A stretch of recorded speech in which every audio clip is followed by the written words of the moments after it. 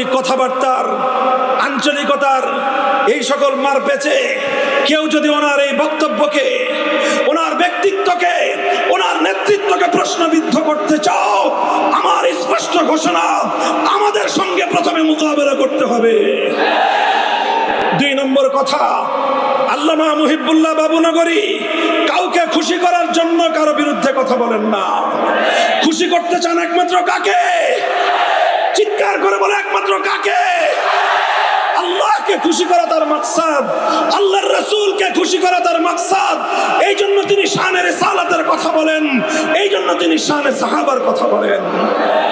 আল্লাহকে খুশি করার জন্য শানে রিসালাত, রাসূলকে খুশি করার জন্য শানে সাহাবা। এটাই হলো মুহিবুল্লাহ বাবুনগরী।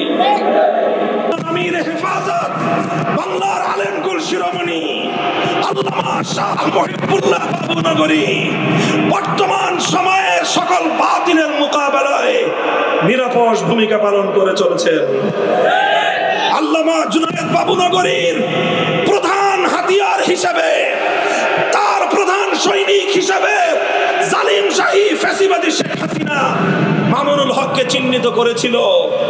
আমি তার টার্গেট ছিলাম না, তার টার্গেট ছিল আল্লামা জুনায়েদ বাবুনগরী। তিনি জুনায়েদ বাবুনগরীর হাতকে দুর্বল করতে চেয়েছিলেন, তিনি জুনায়েদ বাবুনগরীর সংগ্রামকে ব্যর্থ করে দিতে চেয়েছিলেন। তিনি মনে করেছিলেন মামুনুল হক জুনায়েদ বাবুনগরীর সৈনিক, মামুনুল হককে তোমরা অচল করে দাও, জুনায়েদ বাবুনগরী অচল হয়ে যাবে। আল্লামা জুনায়েদ বাবুনগরীর ভয়ে শেখ হাসিনা প্রতিটি মুহূর্তে শঙ্কিত থাকতো। এই জন্য আমি মনে করি, এবং এটা আমি বারবার বলে আসছি, শেখ হাসিনা অন্যায়ভাবে, ষড়যন্ত্রমূলকভাবে সে তার শত্রুকে চিহ্নিত করে সর্বপ্রথম আল্লামা আহমদ শফি রহমতুল্লাহ আলাইহিকে তারা শহীদ করেছে। তাকে শহীদ করে সেই শাহাদাতের দায়ভার চাপিয়ে দিতে চেয়েছে আল্লামা জুনায়েদ বাবুনগরীর উপর। এরপরে যখন দেখেছে এটা দিয়ে তার কাজ হয় নাই, আল্লামা জুনায়েদ বাবুনগরী রহমতুল্লাহ আলাইহিকে ষড়যন্ত্রমূলকভাবে তাকে হত্যা করেছে, শহীদ করেছে। শহীদে ইসলাম আল্লামা জুনায়েদ বাবুনগরী রহমতুল্লাহ আলাইহি চলে গেছেন।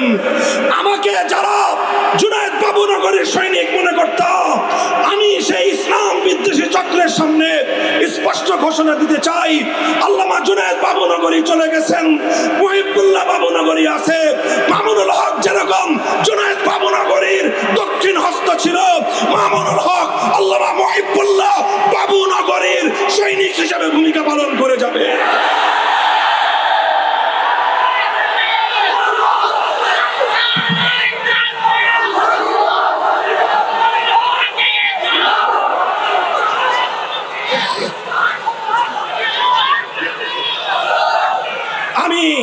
স্পষ্ট ভাষায় বলেছি, জাতির অভিভাবক বর্তমানে আল্লামা মুহিবুল্লাহ বাবুনগরী, বাংলাদেশের সর্বশীর্ষ আলেমে দ্বীন আল্লামা মুহিবুল্লাহ বাবুনগরী। ইসলামের দৃষ্টিকোণ থেকে যেটাকে তিনি ভুল মনে করবেন সেটাকে তিনি অকপটে ভুল বলবেন, যেটাকে তিনি বাতিল মনে করবেন তিনি বাতিল বলবেন, আর বাতিলদেরকে তাদের বাতিল মতবাদ ত্যাগ করার জন্য তিনি আহ্বান জানাবেন। এতে কারো যদি বেজার লাগে, খারাপ লাগে, আমাদের কিছুই করার নাই। কথা ঠিক না বেঠিক? আল্লামা মুহিবুল্লাহ বাবুনগরী হাফিজাহুল্লাহ তিনি বর্তমান জাতির অভিভাবকত্বের জায়গা থেকে খালিসান লিওয়াজহিল্লাহ, একমাত্র আল্লাহকে সন্তুষ্ট করার উদ্দেশ্যে, আল্লাহর রাসূল এবং সাহাবায়ে কেরামের মহব্বতের দ্বারা তার দিল ভরপুর। এই জন্য তিনি শানে সাহাবার পক্ষে কথা বলেন। সাহাবীদের বিরুদ্ধে কারো দ্বারা চুল পরিমাণ কোন কটূক্তি হলে আল্লাহ মুহিবুল্লাহ বাবুনগরী সিংহের মতো গর্জন দিয়ে ওঠেন। ওনার আঞ্চলিক কথাবার্তার আঞ্চলিকতার এই সকল মার পেঁচে কেউ যদি ওনার এই বক্তব্যকে, ওনার ব্যক্তিত্বকে, ওনার নেতৃত্বকে প্রশ্নবিদ্ধ করতে চাও, আমার স্পষ্ট ঘোষণা, আমাদের সঙ্গে প্রথমে মোকাবেলা করতে হবে। 2 নম্বর কথা, আল্লামা মুহিবুল্লাহ বাবুনগরী কাউকে খুশি করার জন্য কারো বিরুদ্ধে কথা বলেন না। খুশি করতে চান একমাত্র কাকে? চিৎকার করে বলে একমাত্র কাকে? আল্লাহ আল্লাহকে খুশি করা তার মাকসাদ, আল্লাহর রাসূলকে খুশি করা তার মাকসাদ। এই জন্য তিনি শানে রিসালাতের কথা বলেন, এই জন্য তিনি শানে সাহাবার কথা বলেন। আল্লাহকে খুশি করার জন্য শানে রিসালাত, রাসূলকে খুশি করার জন্য শানে সাহাবা, এটাই হলো মুহিব্বুল্লাহ বাবুনগরী। তবে অনেকে আছেন যারা কোন ক্ষমতাবান, বর্তমান ক্ষমতাবান অথবা অতীত ক্ষমতাবান অথবা সম্ভাব্য ক্ষমতাবানদেরকে খুশি করার জন্য ইসলামী এজেন্ডাকে আপনার রাজনীতির মাঠে নিয়ে আসেন। আমি তাদেরকে সতর্ক করব, খবরদার, ইসলামের কথা ইসলামের স্বার্থে বলবেন। ইসলামের কথা কোন বাতিল মতবাদের সমর্থনের জন্য বলবেন না। যদি বলেন রাজপথে আপনারা আমাদেরকে আপনাদের প্রতিপক্ষ হিসেবে পাবেন। মুহতারাম হাজিরিন, আমি আমার কথা সমাপ্ত করব।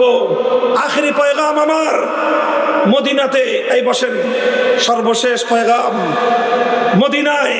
আল্লাহ নবী মদিনা সনদের মাধ্যমে একটা নতুন রাষ্ট্রের সূচনা করেছিলেন। আপনারা জানেন? জানেন? কথা বলেন না কেন? মদিনা সনদের মাধ্যমে একটা নতুন রাষ্ট্রের সূচনা করেছিলেন। সেই মদিনায় তিনটা জাতি বসবাস করত, মুসলিম, ইহুদি আর হলো মুশরিক এবং পৌত্তলিক। তিন জাতির মধ্যে চুক্তি হয়েছিল, শান্তি চুক্তি।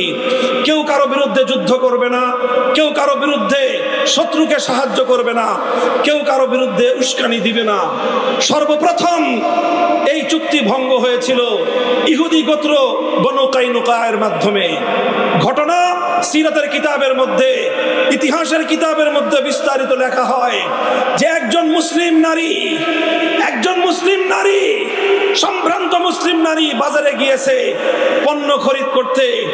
বাজারে বসে তিনি কোনো একটা দোকানদারের পণ্য, কোনো গম, জব অথবা খেজুর দেখতেছিলেন।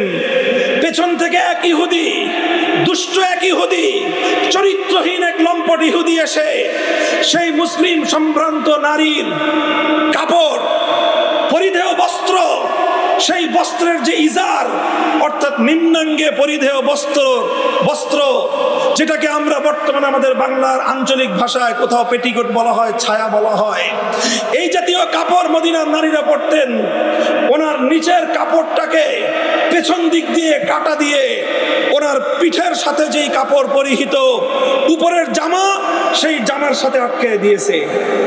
দুষ্টামি করলো, ষড়যন্ত্র করলো, একজন মুসলিম নারীর ইজ্জত নিয়ে এসে ছিনিমিনি খেললো। মুসলিম